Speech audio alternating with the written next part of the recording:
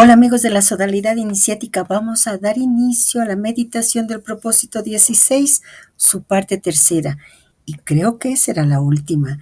Bueno amigos, alisten su propósito, nos vemos. Hola amigos, bueno, estamos nuevamente unidos para continuar con la meditación del propósito 16, nuestra tierra, y realmente que es un maravilloso propósito. Vamos a empezar con la lectura. Vengamos ahora a los límites de los dos mundos, a las fronteras de la materia y de la vida. Tal el título de un artículo del profesor A. Bandel que emite una opinión tan pertinente. Entre comillas, la distinción absoluta de lo viviente y de lo no viviente es una idea enteramente moderna. La creencia en la generación espontánea, que fue en siglos pasados el sentimiento universal, tendía el puente entre el dominio de lo viviente y el de la materia inorgánica. Van Helmont, a mediados del siglo XVII, creía todavía en la generación espontánea de los ratones. Buffon atribuía el mismo origen a las tenias y las ascarides. Fueron los descubrimientos pasteurianos quienes abrieron el abismo entre lo viviente y lo no viviente. Hoy día, sonados descubrimientos vienen de nuevo a llenar el abismo, no a resucitar la creencia en la generación espontánea, pero a mostrarnos el paso de la estructura química a la construcción orgánica. Los progresos de la técnica experimental, invención de ultramicroscopio electrónico y de la ultracentrifugación, han puesto en evidencia las curiosas propiedades de los virus proteínas, gérmenes patógenos que, con la estructura de moléculas gigantes, poseen ciertas propiedades de la materia viviente, multiplicación, asimilación. El estudio de los virus proteínas nos permite definir más claramente los atributos de lo viviente y así mejor las etapas y la significación profunda de la complicación orgánica que parte del átomo para llegar al hombre.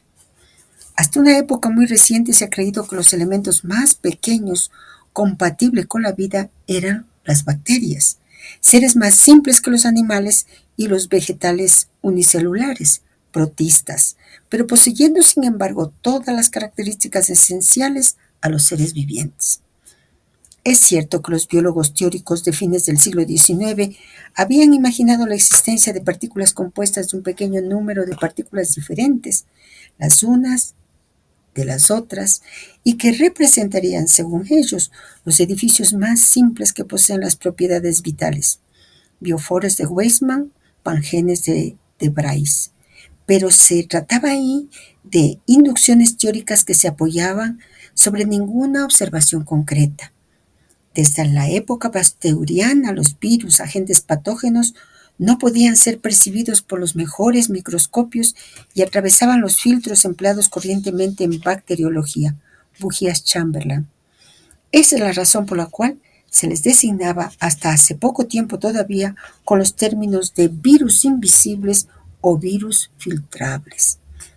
Tales son entre los virus que atacan al hombre, los virus de la gripe, de la poliomielitis, de la viruela, de la fiebre amarilla y de la rabia.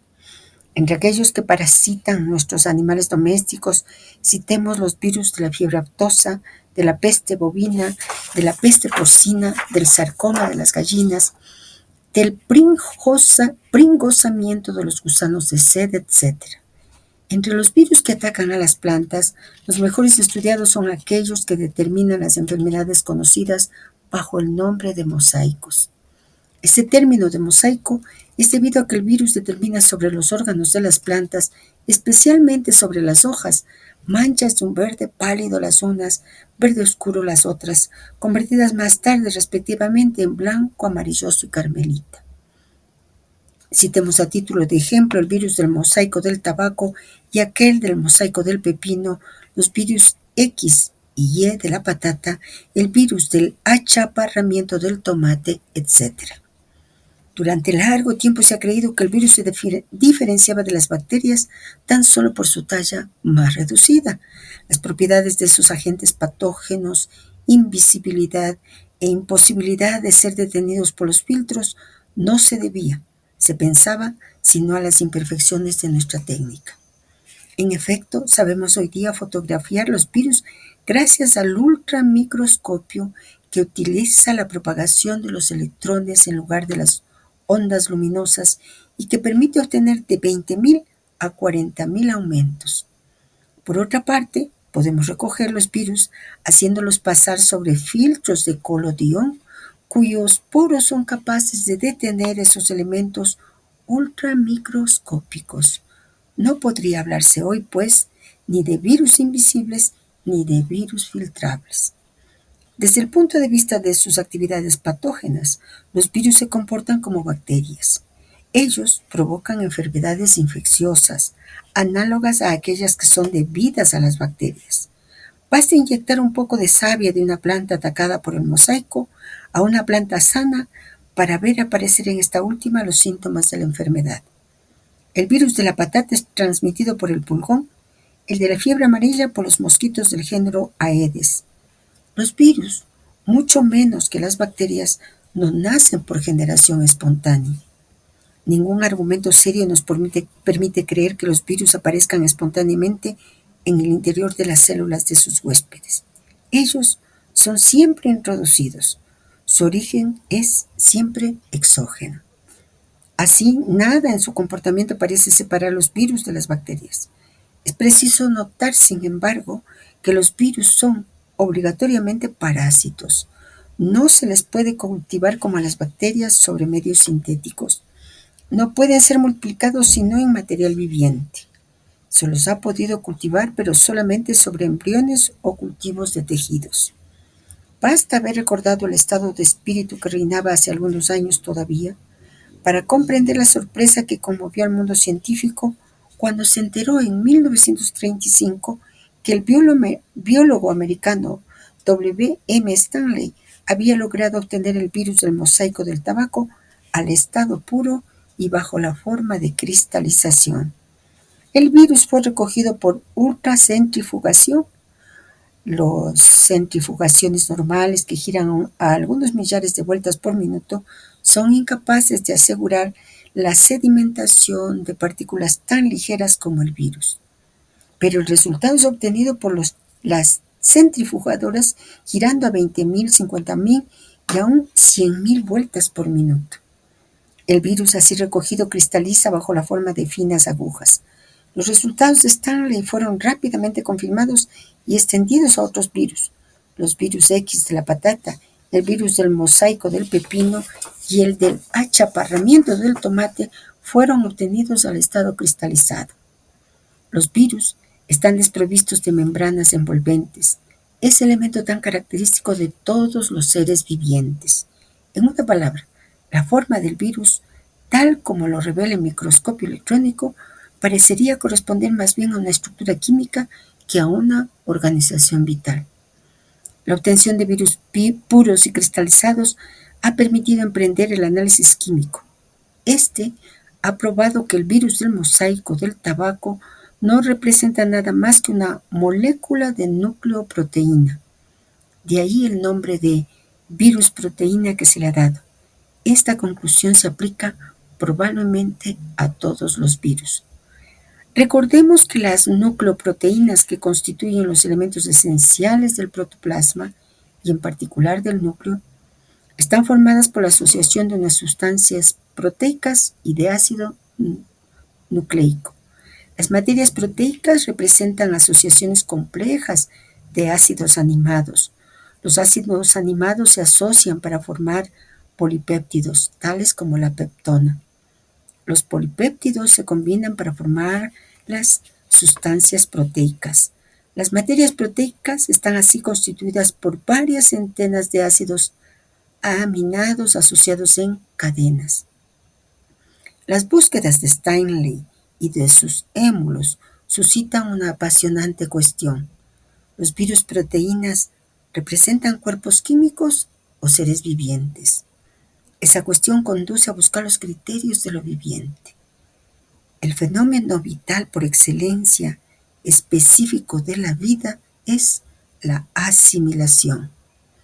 Un cristal de cloruro de sodio crece si está sumergido en una solución madre que encierra moléculas de cloruro de sodio idénticas a los elementos que constituyen su propia sustancia. y no crece cuando está sumergido en una solución de cloruro de potasio. Ese es el fenómeno de crecimiento y no de asimilación. Los seres vivos asimilan, es decir, que ellos absorben materiales extraños diferentes de su propia sustancia y los transforman en asimilación. Este fenómeno se encuentra en la base de la reproducción y de la multiplicación. Ahora bien, es cierto que los virus asimilan. Stanley ha hecho notar que el virus del mosaico del tabaco ataca no solamente al tabaco, sino también a un gran número de otras plantas. En resumen, los virus deben ser considerados por el hecho de que ellos asimilan como seres vivientes. De esta afirmación resulta que las propiedades características de la vida son capaces de manifestarse en la escala molecular. Sí, los virus proteínas deben ser considerados como seres vivientes, pues ellos representan sin duda las formas vivientes más simples de todas las que nosotros conocemos. No podría considerárseles, sin embargo, como la llave que resolverá el origen de la vida. Ellos son, en efecto, obligatoriamente parásitos de organismos superiores, animales o vegetales, a la existencia de los cuales su multiplicación está ineludiblemente ligada. No se debe, pues, ver en ellos los representantes retardados de las primeras formas vivientes aparecidos sobre la Tierra. La mayoría de los biólogos los consideran como los representantes degradados y simplificados por el parasitismo de organismos más complejos, de bacterias probablemente. Los virus se parecen extraordinariamente al nucleoide o núcleo primitivo, puesto en evidencia por Pierre Karski entre las bacterias. Ese núcleo parece formado de una molécula de nucleoproteína. Los virus no son tal vez sino bacterias reducidas a sus núcleos. La ausencia o la reducción del citoplasma sería la razón por la cual los virus son incapaces de multiplicarse en medios sintéticos.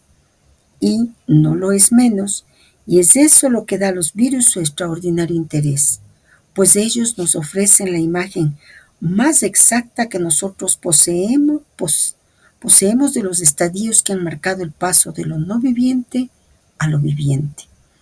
Los virus no son los únicos arreglos de orden molecular susceptibles de presentar las características de lo viviente. Se sabe que los caracteres hereditarios se encuentran bajo la dependencia de muy pequeños corpúsculos, los genes, encerrados en los cromosomas. Ahora bien, los genes parecen presentar las más grandes afinidades con el virus. Los genes, cuestión que ya hemos estudiado ampliamente y analizado en nuestros folletos precedentes, son incapaces, como los virus, de llevar una vida autónoma. Los unos y los otros no pueden multiplicarse sino en el interior de los organismos superiores. Su modo de multiplicación parece ser semejante. Las dimensiones de los genes y de los virus son de un mismo orden de tamaño. Los genes de la mosca de vinagre, Drosophila melanogaster, miden 50 milimicrones. El milimicrón es la milésima de micrón o millonésima del milímetro. Los genes están esencialmente constituidos, como los virus, por nucleoproteínas. Ciertas anomalías, como la empenechadura de las hojas, son producidas por un virus bajo la influencia de factores hereditarios, es decir, de genes. Los genes están destinados a sufrir bruscos cambios a los cuales se les da el nombre de mutaciones. Los virus presentan fenómenos análogos. Ellos son objeto de variaciones bruscas que se traducen por diferencia de virulencia o de sintomatología. Luego de habernos invitado con aquello de vengamos ahora a los límites de los dos mundos, a las fronteras de la materia y de la vida, y haber topado el tema de los virus, pues el maestro continúa hablando sobre ello. Dice: una conclusión notable se desprende de las búsquedas cuyos principales resultados han sido resumidos ahora y que el autor de A las fronteras de la materia y de la vida sintetiza así. Los virus constituyen verdaderos intermediarios entre las moléculas proteicas y los seres vivientes unicelulares. de las primeras poseen la forma, la estructura y la composición química, así como la forma cristalina. De los segundos tiene la facultad de multiplicación y el poder de asimilación. Los virus representan los términos de paso que reúnen la materia inanimada arreglada siguiendo el tipo químico a la materia viviente organizada sobre el modo biológico. Los bacteriófagos descubiertos por el biólogo D. Erele y que atacan a las bacterias representan probablemente formas intermediarias entre los virus proteínas y las bacterias.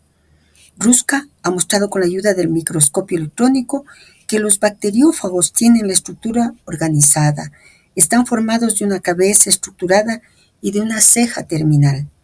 Los bacteriófagos secretan poderosas diastasas lisinas que disuelven las bacterias. Él le ha dado el nombre de protobios bacteriófagos.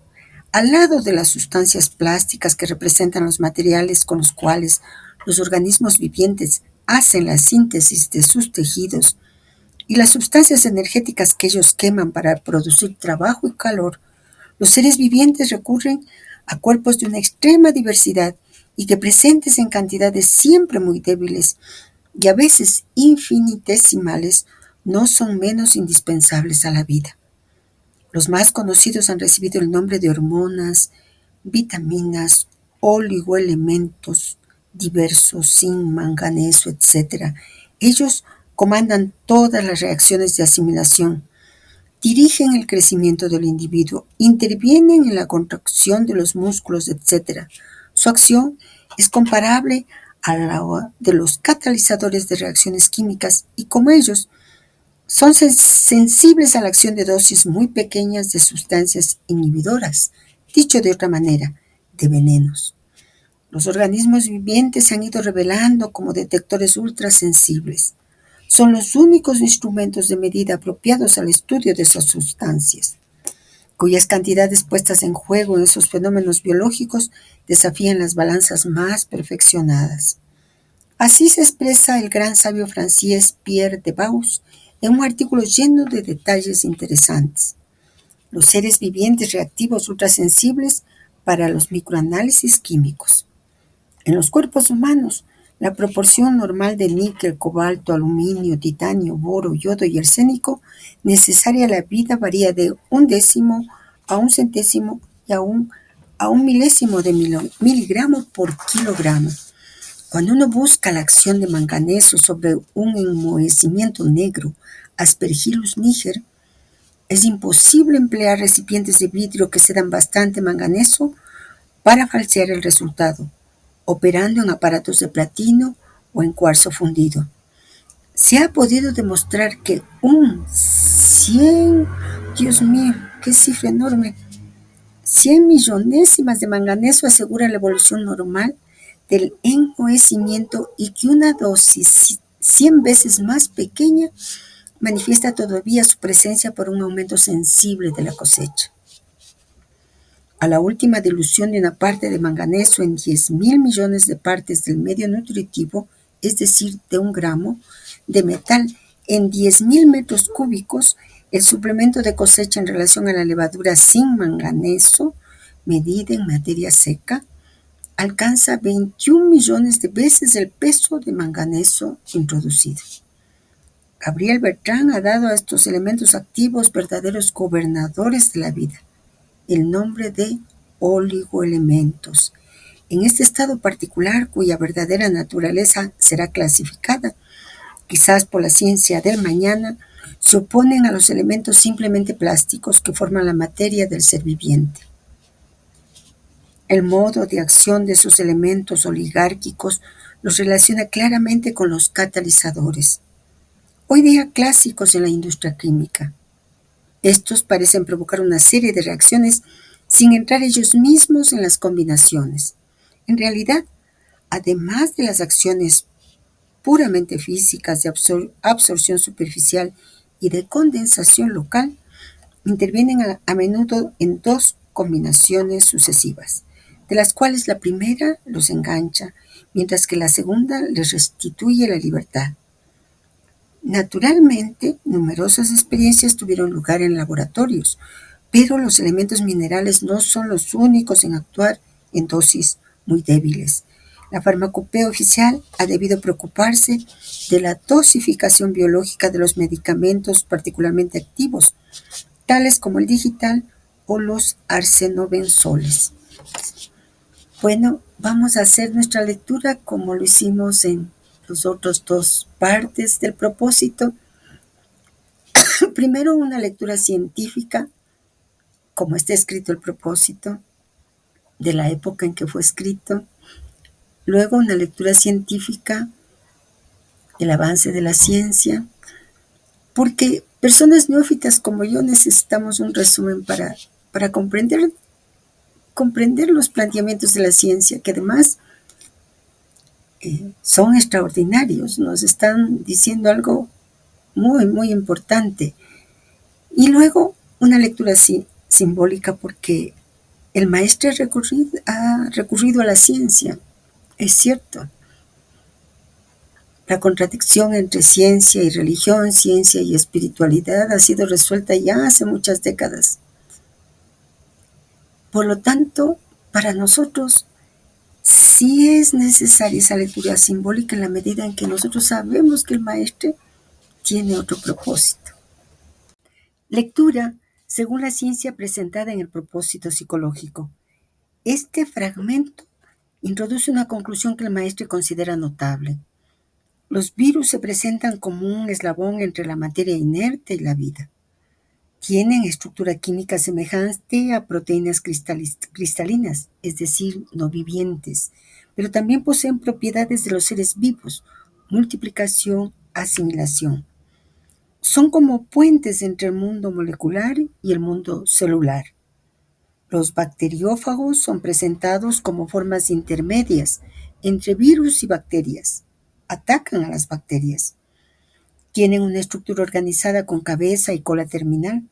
Secretan enzimas que disuelven bacterias. Son considerados por DRL como seres vivientes, y él los llamó protobios bacteriófagos. Los seres vivos utilizan sustancias en dosis infinitesimales que no forman parte de su estructura, no son plásticas, pero dirigen funciones vitales. Estas incluyen hormonas, vitaminas y oligoelementos como zinc, manganeso, yodo, etc. Su función es comparable a la de catalizadores químicos. Actúan en dosis tan pequeñas que desafían la medición física. Ejemplo, una parte en 10.000 millones de manganeso puede multiplicar la cosecha de Aspergillus niger, que es un hongo filamentoso que se encuentra ampliamente en el medio ambiente, especialmente en el suelo y en materia orgánica en descomposición, por 21 millones de veces el peso de manganeso aplicado. Pierre de Vos y Gabriel Bertrand destacan que estos oligoelementos son gobernadores de la vida. Tienen una función cualitativa, no simplemente cuantitativa. Se oponen a los elementos plásticos que forman la masa del organismo. Lectura actualizada según la ciencia contemporánea. Virus como liminaridad entre lo vivo y lo no vivo. La visión sigue siendo válida. Los virus no son considerados organismos vivos autónomos, ya que no pueden replicarse sin una célula huésped. Sin embargo, poseen genomas, ADN o ARN, pueden mutar y evolucionar. Son paquetes de información genética encapsulada, capaces de reprogramar una célula viva. Se consideran entidades biológicas liminales, situadas en el umbral entre química y biología. Bacteriófagos son virus que infectan bacterias. Hoy son usados en la terapia fágica como alternativa a antibióticos, especialmente en infecciones resistentes. La terapia fágica es un tratamiento que utiliza bacteriófagos, virus que infectan y destruyen bacterias, para combatir infecciones bacterianas. Se considera una alternativa prometedora a los antibióticos, especialmente en casos de resistencia bacteriana. La descripción de Ruska, estructura organizada, cabeza y cola, sigue vigente. La microscopía electrónica ha confirmado detalles como las fibras de unión y la inyección del ADN. El bacteriófago es un instrumento clave en biotecnología, particularmente en estudios de transferencia genética, transducción, catalizadores biológicos y microdosis. Las enzimas, proteínas catalizadoras biológicas, son fundamentales para el metabolismo. Oligoelementos como el zinc, cobre, manganeso, selenio, etc., actúan como cofactores enzimáticos, permiten que las enzimas funcionen. Se conocen mecanismos moleculares precisos por los que estos elementos activan reacciones biológicas complejas. El ejemplo del manganeso en el hongo Aspergillus niger sigue siendo ilustrativo. El principio de microeficacia es central en la bioquímica actual. También se ha demostrado que muchas toxinas actúan en dosis infinitesimales, lo que ha renovado el interés por toxicología de bajo nivel y endocrinología ambiental. Lectura simbólica según la tradición primordial. Este pasaje leído simbólicamente nos conduce a un terreno profundamente metafísico y espiritual. Nos lleva, como el maestro plantea, a ese umbral entre la no vida y la vida, entre lo inerte y lo viviente, entre lo fijo y lo móvil. Para ello, el planteamiento sería el virus como imagen del espíritu en potencia. El virus es un mensajero silencioso, sin vida propia, pero portador de un mensaje que puede despertar la vida en otro. Esto puede simbolizar el logos latente, la palabra no encarnada que, al ingresar en el cuerpo adecuado, despierta un proceso creativo, o como el rayo divino que necesita una materia adecuada para volverse llama. El virus necesita una célula para manifestarse. El maestro dice, los virus representan los términos de paso que reúnen la materia inanimada a la viviente. Esto es como decir, el espíritu se insinúa en la materia a través de signos prefigurativos que anuncian su llegada sin ser aún presencia plena. Y los bacteriófagos, como la inteligencia destructora del error, ¿qué nos dicen? Atacan a las bacterias disolviendo estructuras rígidas. Tal vez sea el símbolo del fuego purificador, de la inteligencia que disuelve los obstáculos que se presentan al espíritu.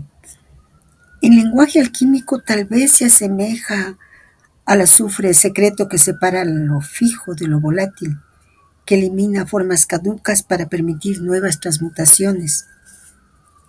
Y los elementos podemos verlos como símbolos de la cualidad invisible. Los elementos activos en dosis ínfimas nos dicen que son utilizadas así y por tanto tal vez para nosotros evocan el principio de que lo esencial no es cuantitativo, sino cualitativo. Su acción se asemeja a la del iniciador espiritual. No modifica la materia, pero cataliza transformaciones profundas. Para nosotros hay un iniciador que desciende, y lo que desciende es un libro, como Víctor Madrid meditaba. Los instructores son el descenso de un libro. En ese descenso, en esa avatarización, genera una vez un pueblo que tiene un libro sagrado, que tiene algunas peculiaridades. Por un lado están escritos por dentro y por fuera, y eso requiere una exégesis para penetrar con el lenguaje simbólico a sus sentidos ocultos, y esos sentidos son varios, y requieren aspectos teológicos, derivaciones éticas, mecanismos iniciáticos, etc., como los arquetipos celestes que orientan la evolución sin participar en ella directamente. El maestro dice, uno de estos elementos invisible en las balanzas basta para cambiar toda la dirección de un organismo viviente. Y esto expresa un principio tradicional fundamental. Lo superior actúa sobre lo inferior, sin ser por ello alterado. Y luego tenemos la analogía con los catalizadores. ¿Con quién podemos vincularlos? Con la gracia. ¿Por qué? Porque el catalizador participa sin ser modificado. Sugiere la presencia de una inteligencia celeste que guía la evolución sin ser arrastrada por ella. Esto recuerda la gracia divina en el cristianismo, o alupaya, medios hábiles en el budismo mahayana, que son intervenciones luminosas que permiten a la materia encontrar su verdadero curso. Y lo que dice el maestro, los seres vivientes se han así revelado como detectores ultrasensibles, capaces de registrar lo que ninguna balanza puede captar. Nos permite evocar la medida imposible, lo sagrado como inmedible. Esta afirmación final es asombrosa realmente y nos sugiere que el cuerpo viviente es un templo, un instrumento sutil creado para percibir lo que es invisible al mundo mecánico. Resuena el principio hermético. Así como el alma está en el cuerpo, así el espíritu está en el alma. El organismo vivo, sobre todo humano, es el umbral sensible del misterio, capaz de responder incluso a una gota de lo eterno. Bueno, siempre voy a recalcar que el iniciador es ese libro extraordinario que vamos leyendo, y que los comentarios no son sino lo que esta alma logra percibir, mejor dicho, lo que el espíritu le posibilita a esta alma percibir, que es diferente. A mi alma le ha conmovido profundamente esta parte, toda misma, todos los propósitos, pero el hecho de que así de una manera tan sutil, tan suave, tan tierna diría, nos invita cuando dice, vengamos ahora a los límites de los dos mundos, a las fronteras de la materia y de la vida. Realmente es extraordinario lo que nos transmite a través de la ciencia. Pero claro, la lectura, el comentario, no es sino de esta alma. Cada uno de nosotros, al menos eso es lo que veo, como dice el budismo, somos una célula del mismo Dhyana primordial, diferentes, totalmente diferentes. Cada uno, como dice el hermetismo, somos una posibilidad de realización del mismo ser. Nada más que eso. Nada más y nada menos que eso. Todo lo que me pasó, apareció una notita de que se acababa la batería de la computadora y eso me hizo descender a la tierra, sinceramente. Así es que basta de inspiraciones, Gloria. Sigamos con la lectura del propósito. Los biólogos conocen, entre otras categorías de sustancias orgánicas que actúan en dosis extremadamente débiles, las hormonas y las vitaminas. Se sabe que las hormonas son sustancias químicas secretadas y vertidas en la sangre por las glándulas de secreción interna y cuyos efectos específicos se manifiestan selectivamente a distancia sobre tal o cual órgano, gracias al transporte efectuado por los humores, linfa y sangre. Mientras que los sistemas nerviosos vegetativo y cefalorraquídeo pueden ser comparados a la red telegráfica del organismo, las hormonas constituirían mensajes neumáticos que transportan bajo forma material las incitaciones de los diversos centros piloto. Es así como la hormona testicular influye sobre el desarrollo del sistema piloso y la morfología de la laringe, que la insulina secretada por el páncreas interno asegura la regularidad de la tasa glicémica sanguínea.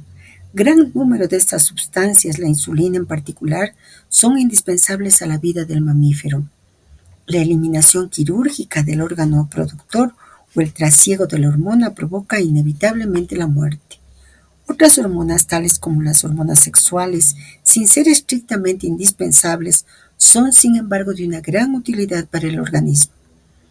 Entre los organismos superiores, la necesidad de una coordinación en la actividad de miriadas de células constitutivas impone la existencia de un sistema regulador. El sistema nervioso es el elemento esencial. El sistema hormonal es el complemento.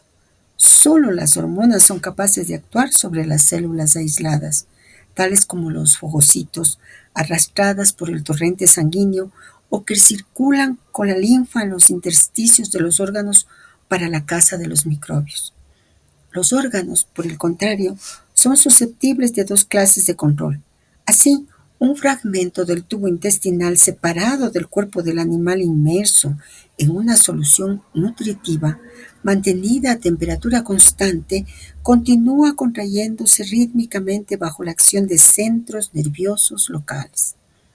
Diseminados en sus mismas túnicas y a proximidad en el animal intacto, esas contracciones son controladas y así sucede igualmente para los otros órganos de la vida vegetativa. Por los dos sistemas nerviosos autónomos, el simpático y el vago, cuyos efectos son antagonistas. El simpático acelera el corazón, el vago lo disminuye. El simpático relaja los músculos del intestino y el vago refuerza su contracción.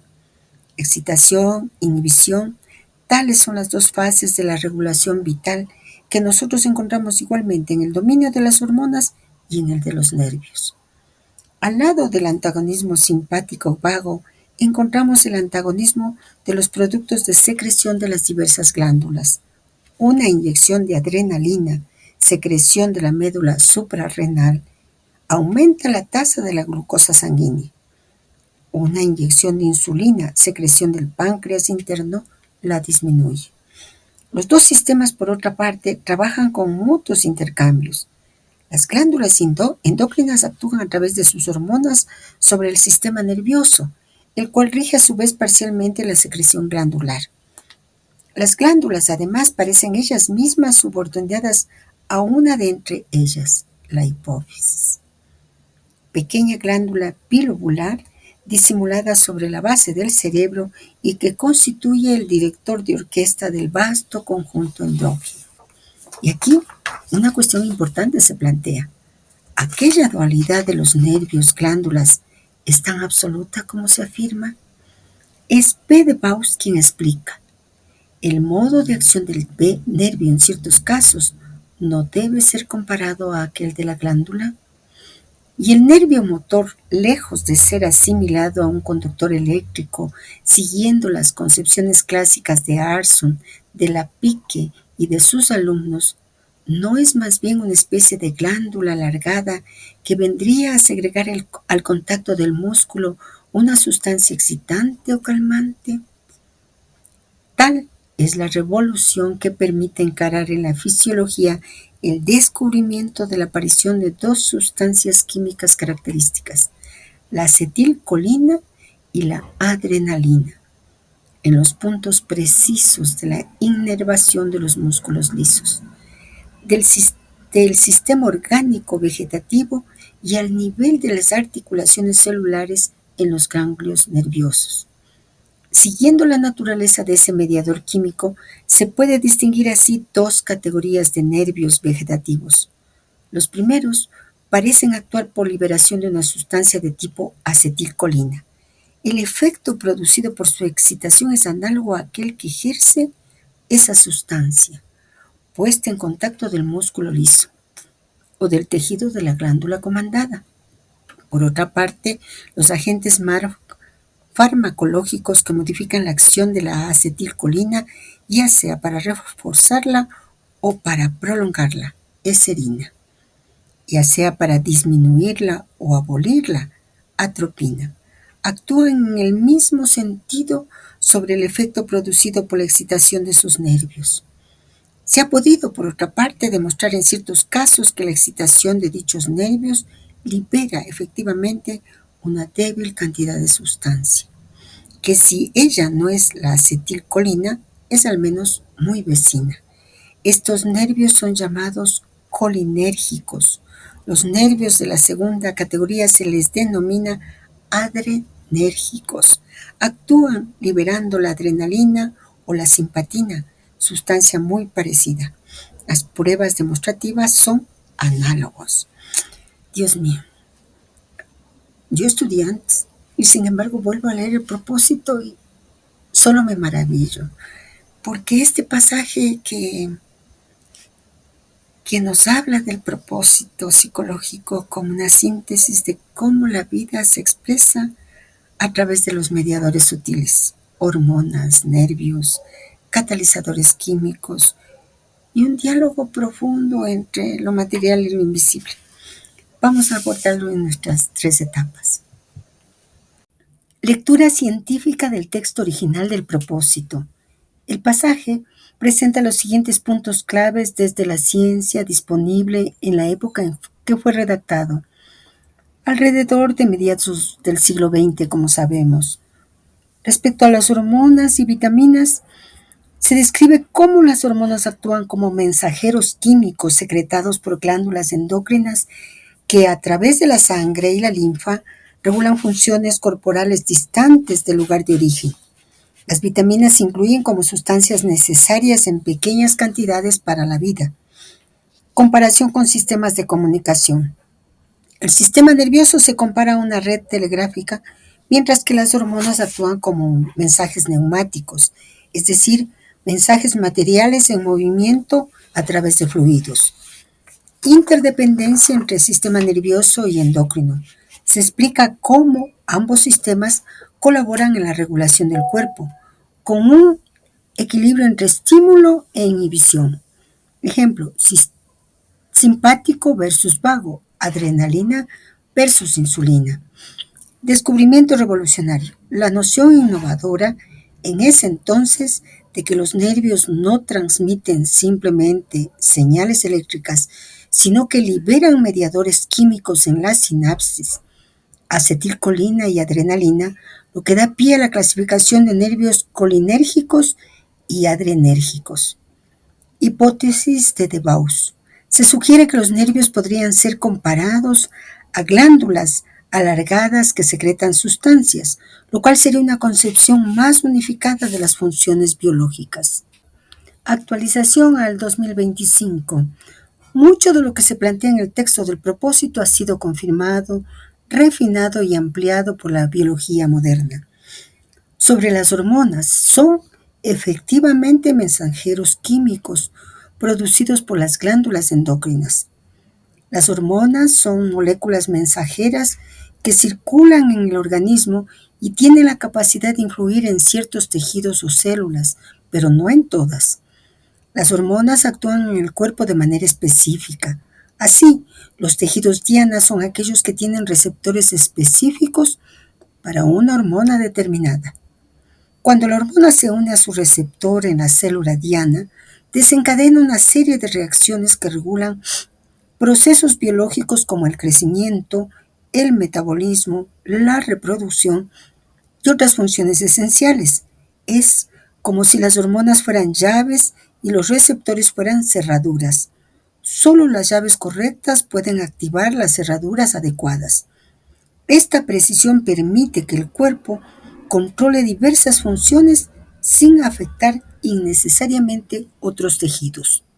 El sistema endocrino es clave en la homeostasis y el desarrollo. Esta frase destaca la importancia del sistema endocrino en 2 funciones esenciales del cuerpo. Homeostasis es el equilibrio interno del organismo. El sistema endocrino regula diversos procesos como la temperatura corporal, la presión arterial, los niveles de glucosa y el metabolismo mediante la liberación de hormonas. Por ejemplo, la insulina ayuda a controlar el azúcar en la sangre, mientras que la hormona tiroidea regula el metabolismo. En el desarrollo, las hormonas juegan un papel crucial en el crecimiento y maduración del cuerpo, desde la infancia hasta la adultez. Por ejemplo, la hormona del crecimiento influye en el aumento de talla, mientras que las hormonas sexuales, estrógenos y testosterona, son clave en la pubertad y en el desarrollo de características sexuales. En resumen, el sistema endocrino actúa como un regulador interno, asegurando que todo funcione de manera óptima y permitiendo el crecimiento y adaptación del organismo a distintas condiciones. Neurotransmisores. ¿Cómo se comunican las neuronas entre sí en el sistema nervioso? La comunicación neuronal ocurre principalmente a través de sinapsis químicas, que son pequeñas uniones entre neuronas donde se liberan sustancias llamadas neurotransmisores. La sinapsis química es fundamental para el pensamiento, la percepción, el aprendizaje y las emociones. Sin este mecanismo, el cerebro no podría procesar ni transmitir información de manera eficiente. Cuando una neurona recibe un estímulo, genera un impulso eléctrico que viaja a lo largo de su axón hasta llegar a la sinapsis. Allí, en el espacio entre dos neuronas, llamado espacio sináptico, se liberan neurotransmisores. Estos neurotransmisores se unen a receptores específicos en la neurona siguiente. Dependiendo del neurotransmisor, la señal puede activarse, excitación, o inhibirse, bloqueo de la señal. Principales neurotransmisores y sus funciones. Acetilcolina, involucrada en el movimiento muscular y la memoria. Dopamina, relacionada con el placer, la motivación y el aprendizaje. Serotonina, regula el estado de ánimo, el sueño y el apetito. GABA, principal neurotransmisor inhibidor, que ayuda a reducir la excitación neuronal y favorece la relajación. La neuroquímica se ha desarrollado como un campo completo y está en la base de la farmacología actual, especialmente la psiquiátrica. Sistema neuroendocrino. Se reconoce una interacción constante entre el sistema nervioso y el endocrino. El hipotálamo, por ejemplo, es un centro nervioso que regula la hipófisis, la cual a su vez regula muchas otras glándulas. Se habla de un eje hipotálamo-hipófisis adrenal, HPA. Es un sistema clave en la regulación del estrés y la adaptación del cuerpo a situaciones de demanda. Funciona como un circuito de comunicación entre el cerebro y las glándulas suprarrenales, coordinando la liberación de hormonas esenciales para la respuesta al estrés. ¿Cómo funciona el eje HPA? El hipotálamo percibe el estrés y libera la hormona liberadora de corticotropina, CRH. La hipófisis recibe esta señal y libera ACTH, hormona adrenocorticotropa, al torrente sanguíneo. Las glándulas suprarrenales responden produciendo cortisol, la principal hormona del estrés. El cortisol moviliza glucosa para que el cuerpo tenga suficiente energía para enfrentar una amenaza. Ayuda a controlar la respuesta inmune, evitando inflamación excesiva. Puede influir en el estado de alerta, la ansiedad y la toma de decisiones. Reducción de la dualidad. Ya no se concibe como dos sistemas totalmente separados, nervioso versus endocrino, sino como una red integrada de comunicación en el cuerpo. Incluso el sistema inmunológico se ha sumado a esta interacción, dando lugar al estudio del sistema neuroinmunoendocrino. Epigenética y microambientes. Se ha descubierto que las señales químicas externas, como las hormonas o neurotransmisores, pueden modificar la expresión genética en células específicas. Esto confirma que la identidad celular no es fija, sino sensible a microambientes regulados químicamente. Ahora realicemos desde la mirada simbólica este pasaje que es profundamente revelador. Nos habla de cómo el espíritu organiza la vida en los mundos a través de niveles intermedios, mediadores sutiles que actúan como puentes entre lo invisible y lo visible. Podríamos decir que las hormonas son como mensajes neumáticos. Las hormonas y los neurotransmisores son palabras químicas que ordenan, llaman, despiertan funciones específicas. Y el cuerpo, como ese templo animado por fuerzas invisibles del que habla San Pablo. Los procesos internos del cuerpo son como un ritual biológico coordinado donde cada órgano cumple su papel con precisión.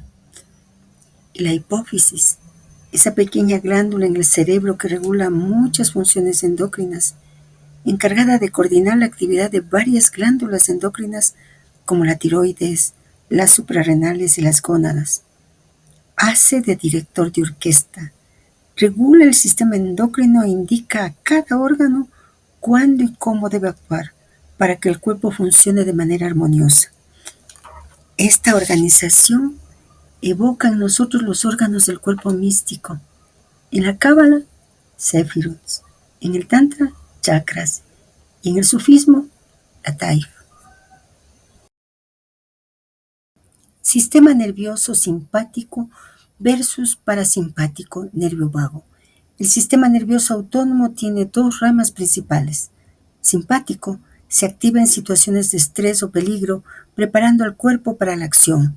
Aumenta la frecuencia cardíaca, la presión arterial y libera adrenalina, lo que genera un estado de alerta y tensión. Parasimpático, nervio vago, se activa en momentos de descanso y recuperación. Disminuye la frecuencia cardíaca, relaja los músculos y favorece la digestión. Está asociado con la insulina que ayuda a almacenar energía. Ley del par de opuestos. Esta dualidad fisiológica se compara con conceptos opuestos que regulan el equilibrio en distintos sistemas. Tensión, relajación. El sistema simpático genera tensión y alerta, mientras que el parasimpático induce relajación y calma. Fuego, agua. La adrenalina representa el fuego de la acción y la energía, mientras que la insulina simboliza el agua, la nutrición y el almacenamiento. Día, noche. El sistema simpático predomina durante el día cuando estamos activos y el parasimpático toma el control en la noche favoreciendo el descanso. Si uno de estos dos sistemas domina en exceso, pueden surgir problemas de salud. Por ejemplo, un exceso de actividad simpática puede llevar a estrés crónico e hipertensión, mientras que una actividad parasimpática insuficiente puede afectar la recuperación y el metabolismo. Este concepto nos recuerda que el cuerpo funciona en armonía, alternando entre estados de actividad y descanso para mantener la salud y el bienestar. El equilibrio no es estático, sino dinámico, como en la alquimia. El arte está en saber regular las fases y comprender su ritmicidad. Acetilcolina y adrenalina como espíritus mediadores. Son como ángeles químicos. No se quedan en el cuerpo. Pasan, llevan un mensaje, permiten un cambio y luego desaparecen. En este sentido, lo que el PP llama glándula alargada no es otra cosa que una vía iniciática interna, el nervio como canal por donde fluye la energía sutil, comparable al Ida y Pingala del yoga. Bueno, no salgo del asombro, realmente no salgo. Lo estudié y sin embargo lo vuelvo a leer conjuntamente con ustedes y el propósito habla más, mucho más de lo que el alma vio en primera instancia. Porque es cierto que el propósito nos señala la integración de dos sistemas fundamentales del cuerpo, el sistema endocrino, glándulas, y el sistema nervioso, nervios. La oposición que la ciencia actual ya ha logrado superar entre ambos se basa en su funcionamiento. Las glándulas producen hormonas, nos dicen, que regulan procesos a largo plazo como el crecimiento y el metabolismo. Los nervios transmiten impulsos eléctricos de manera rápida, coordinando respuestas inmediatas. Y esta integración de sistemas refleja lo que nuestro amigo René Guénon llamaría una unidad trascendente de la manifestación. La oposición entre glándula y nervio como entre forma y energía se resuelve en una síntesis superior, dice siempre Guénon. La pregunta sería, ¿cuál es la síntesis superior? Y lo que nos muestra el propósito es que esa síntesis es la interacción y armonización de estos dos sistemas en el cuerpo humano. En lugar de ser fuerzas opuestas, trabajan juntos para mantener el equilibrio y la adaptación del organismo. Ejemplos de esta integración incluyen justamente lo que se ha señalado en el texto, el eje HPA, hipotálamo, hipófisis adrenal, donde el sistema nervioso activa la liberación de hormonas del estrés. La regulación del metabolismo, donde el sistema nervioso autónomo influye en la secreción de insulina y otras hormonas. La conexión mente-cuerpo, donde emociones y pensamientos pueden afectar la producción hormonal y la respuesta fisiológica. En términos más amplios, esta síntesis superior representaría la unidad entre estructura y función, entre lo físico y lo energético, permitiendo que el cuerpo opere como un sistema integrado. En términos de Guénon y de otros amigos nuestros, lo que nos están mostrando es que el ser humano es un microcosmos. Volvamos al propósito psicológico. Desbordamos en este punto el marco del capítulo que nos habíamos propuesto y veremos en el próximo folleto las cuestiones que continúan esta exposición. Es preciso mencionar, sin embargo, que estos textos no son la última palabra de la ciencia, sino simplemente algunas bases más o menos ciertas de las investigaciones actuales, o mejor aún, el estado de conocimiento científico de hace una decena de años. Es preciso recordar, por otra parte, que no tenemos la intención de poner al lector al corriente de los últimos acontecimientos, sino más bien de ofrecer una especie de estándar del saber. Y ese saber está con mayúscula, por lo tanto se refiere al viejo axioma hermético que nosotros ya conocemos.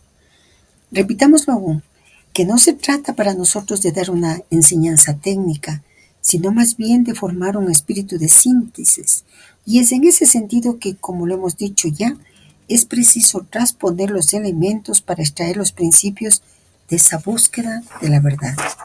En fin, es en esa idea que ofrecemos periódicamente estos propósitos psicológicos, en general y particularmente los capítulos sobre nuestro universo, nuestra Tierra y el próximo folleto, nuestro organismo. Bueno, lo que nos está señalando el maestro con aquello de desbordamos en este punto el marco del capítulo que nos habíamos propuesto y veremos en el próximo folleto las cuestiones que continúan, nos hace pensar que tal vez debamos apresurar la meditación del próximo propósito, nuestro organismo.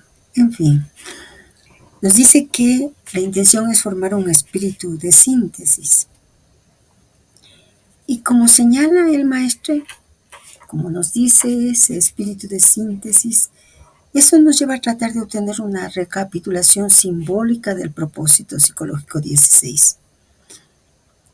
Pero la propuesta sería: leamos esto como si leyéramos el cuerpo vivo de la Madre Tierra y del ser humano, puesto que lo último que ha hablado es en función de nosotros como seres humanos. Hagámoslo, obviamente, desde la tradición primordial. Lo primero que nosotros podemos ver es que el cuerpo, tanto de la Madre Tierra como el nuestro, ese cuerpo como cosmos y el cosmos como cuerpo, es lo que se nos está mostrando. Desde la tradición, todas las tradiciones, el cuerpo humano ha sido considerado siempre un microcosmos, una imagen fiel y reflejo del orden universal. En este propósito, el texto nos introduce a la fisiología desde una mirada que entreteje ciencia, símbolo y sabiduría antigua, mostrándonos que los órganos, glándulas y sistemas del cuerpo no son simplemente mecanismos biológicos, sino órganos de resonancia espiritual.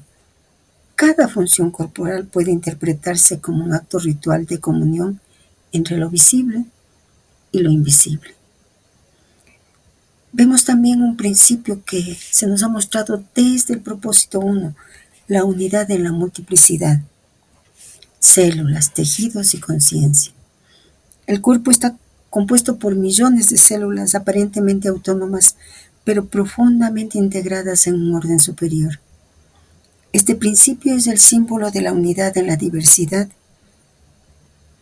y que es un eco del viejo axioma hermético que también hemos dicho muchas veces, hemos estudiado tantas veces: así como es arriba, es abajo. Pero ahora lo hemos visto. Ya no es una frase, ya no es un planteamiento teórico. El alma individual, la nuestra y la de la Madre Tierra, puede verse como una célula dentro del cuerpo místico del cosmos, del Adán Kadmon, de ese hombre universal. Y su vida tiene sentido solo en tanto esté al servicio del conjunto. en nuestro caso de la humanidad y de la Madre Tierra. Nos dicen que, y nos han permitido ver que la sangre como río de vida, símbolo del alma circulante, esa sangre que recorre incansablemente el cuerpo, podríamos decir que es símbolo del alma viviente, que circula entre los mundos. Porta mensajes, vida, memoria y transformación. En muchas tradiciones, y en algunas ya las hemos visto, la sangre es la sustancia sagrada, el fuego líquido que une cielo y tierra. Así el corazón se convierte en un altar divino, en un altar vivo, y la circulación sanguínea en una liturgia interior. Si nosotros vemos con esos ojos desde el alma, las hormonas y el sistema nervioso, nosotros podríamos ver que son dos modos de la misma voluntad divina. El sistema nervioso y el sistema endocrino representan para nuestros ojos dos modalidades de acción espiritual. El sistema nervioso, podríamos decir, es el rayo fulgurante, el mensajero instantáneo, símbolo de lo angélico. Y las hormonas son como esencias invisibles que se difunden con lentitud, como el espíritu que madura en el tiempo, símbolo de lo neumático, es decir, como dice Pablo, del soplo espiritual. Ambos sistemas expresan la coordinación armónica del ser con mayúscula. Y cuando hablamos del ser, ya nosotros sabemos que no está lejano, que ese Atma somos nosotros mismos. Su capacidad para excitar o inhibir, para crear tensiones y resolverlas, como en el arte, como en la música, como en la oración, como en la meditación, son el lenguaje de la danza entre la voluntad y el amor divino. Ya vimos que Dios es quien nos amó primero. Y vean ustedes otro elemento clave, la dualidad simpático-vago. Podríamos ver que son los dos polos del alma viviente. La alternancia entre el simpático y el vago, aceleración y desaceleración, contracción y expansión, simboliza la respiración del universo, el ritmo que sostiene la vida y que nosotros podemos ver muchas manifestaciones de ese ritmo, día y noche, inhalación y exhalación, actividad y reposo. Es la danza entre el ánimos y el ánima. El masculino solar que proyecta y el femenino lunar que acoge, reflejando la necesidad de equilibrar nuestras fuerzas interiores. Y nos dicen algo más, la hipófisis como director de orquesta. La hipófisis escondida en lo profundo del cráneo es símbolo del centro oculto, del maestro interior que regula todas las glándulas, nos dicen, como el sol que regula los planetas o como el Cristo que regula el cuerpo místico. Es el equivalente simbólico del tercer ojo, del Ajna Chakra, del Logos encarnado en el templo de la carne. Su acción invisible organiza lo visible. El eje vertical del cuerpo sacropineal es el pilar donde desciende y asciende el espíritu. Y probablemente es eso lo que nos va a hacer ver en el propósito 17. ¿Quién sabe? Por eso, tal vez debamos estudiarlo pronto. Y el cuerpo como teatro de la gran obra. Todo el relato biológico es en realidad una alquimia viviente. La célula que respira, la glándula que segrega, el nervio que transmite, el músculo que obedece, todo ello forma parte de una liturgia invisible que sostiene la vida. Este cuerpo no es solo carne. Podríamos decir que es un templo, como señala Pablo. Y no es solo un templo, es un camino. Y no solo es un camino, es un misterio. El propósito psicológico 16 es una invitación a ver el cuerpo no como un conjunto de mecanismos, sino como un manuscrito sagrado, donde cada órgano es una letra y cada función una palabra. En este libro vivo se escribe el drama de la encarnación. de la caída y de la posible redención por integración. Tal vez ese sea el tema del propósito 17. Vivir simbólicamente el cuerpo es abrirse al sacramento de la carne como vía de ascensión. La carne no es símbolo de pecado, como se dijo en el medioevo. Es despertar a que cada célula, cada glándula, cada impulso nervioso sea como una oración con un ritmo que se une al universo y que se une a la Madre Tierra. Porque lo que nosotros podemos decir de nuestro cuerpo, podemos decir sobre la Madre Tierra. La visión sagrada de la Tierra, como hemos visto en esas culturas ancestrales antiguas de toda la humanidad en partes tan diferentes, Egipto tan lejos de los mayas, tan lejos de nuestras culturas ancestrales, diciendo lo mismo. África, lo que es Europa, Asia, lo hemos visto al inicio. Sino que eso tenemos que recuperarla, esa visión sagrada tenemos que recuperar. A esa Madre Tierra como un cuerpo viviente, y no solo viviente, sino también consciente, que nos ha acompañado a lo largo de nuestra meditación, que nos lleva a recuperar un elemento clave en la cosmogonía de nuestros pueblos ancestrales, que percibían los ushnos y huacas en la Madre Tierra. Y les quiero contar qué eran esos ushnos y esos huacas para que vean que no es así sacado de la nada, que nuestros pueblos nos entregaron esos conocimientos. Los ushnos eran altares ceremoniales, muchas veces piramidales o escalonados, ubicados en puntos estratégicos del paisaje, ubicados en puntos que los nuestros consideraban que eran centros energéticos donde se había concentrado la energía de la Madre Tierra, del Alpamama. Por eso allí se hacían ofrendas a la Pachamama, al Inti, el sol, a los apus, los espíritus de las montañas, y a las aguas, la Yacumamita. Y las huacas son lugares sagrados donde se manifiesta la energía de la tierra también. Rocas, cuevas, lagunas, montañas, árboles, como lo que nos ha contado el propósito. Son cuerpos de la Madre Tierra que irradian fuerza espiritual. Así como el cuerpo humano tiene chakras, la Tierra también posee centros de energía. ¿Por qué decimos esto? Porque la palabra chakra en sánscrito significa rueda o círculo y se refiere a puntos de energía que regulan el flujo de la fuerza vital, prana, a través del cuerpo. Podemos atrevernos entonces a considerar que los ushnos son como chakras mayores, puntos donde se recibe y se redistribuye la energía cósmica y la energía telúrica.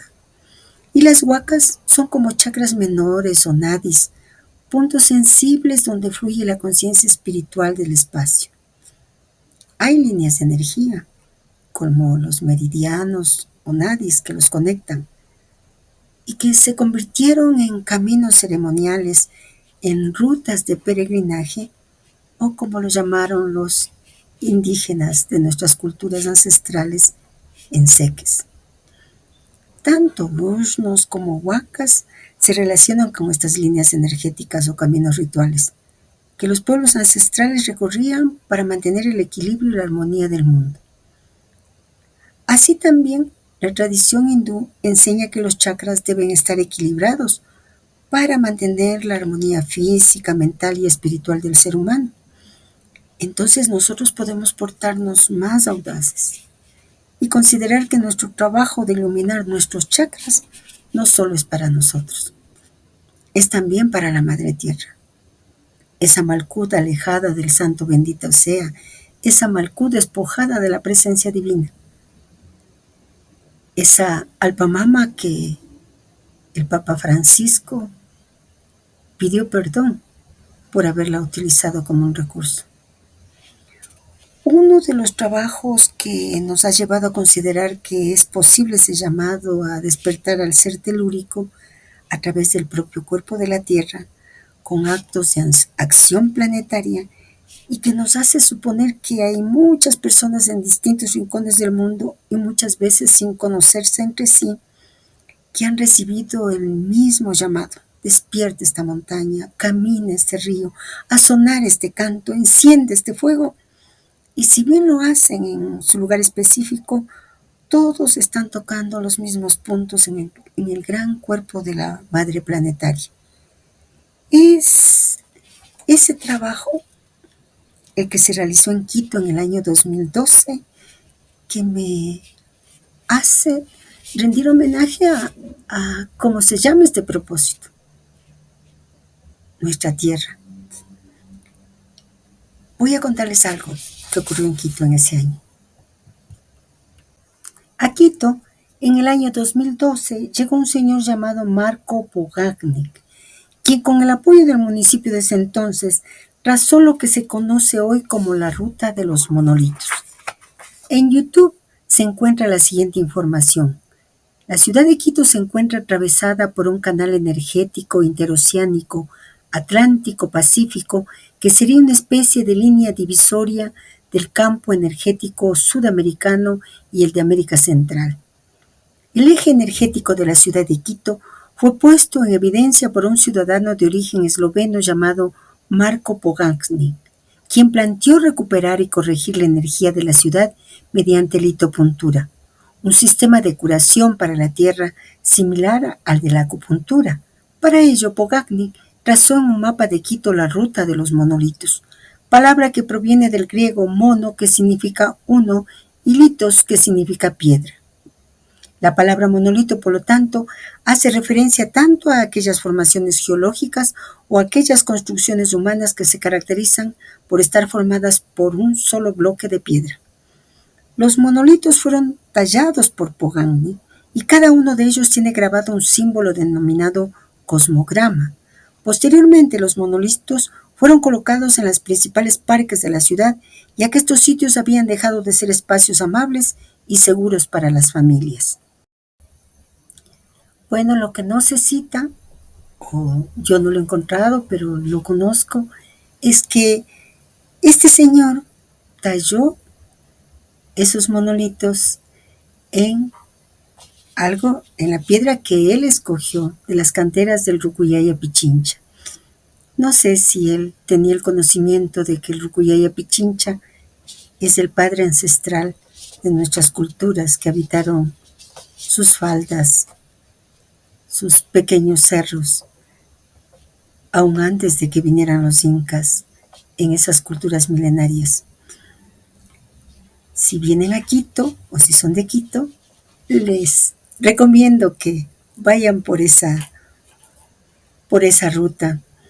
Y coincide también con el hecho de una tradición indígena. Quito, ellos no lo llamaron falla geológica, está hecha, sembrada, porque ese era el término que utilizaban en nuestras culturas ancestrales, no fundación, eso es de los conquistadores, sino siembra. Imagínense todo lo simbólico.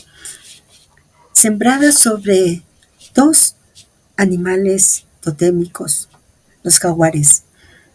Y el norte está el jaguar macho, y uniendo sus dos rostros en el Shungoloma, el Yavirag, como ahora es conocido el panecillo, hacia el sur la hembra, los dos principios. Y el recorrido de la ruta de los monolitos toca esos puntos, casi los mismos que nuestras culturas ancestrales lo dijeron. Bueno, si consideramos la enseñanza que hemos recibido y que sintetizamos de este propósito psicológico, ese patrón universal del pensamiento tradicional, lo superior se refleja en lo inferior, realmente lo hemos vivido, nos hace vivir este propósito. Desde el propósito anterior, nuestro universo, nuestra tierra. Por eso nosotros podríamos decir que no es una locura pedir que nuestro trabajo de iluminación de chakra por chakra, porque en ese trabajo alquímico, iniciático estamos.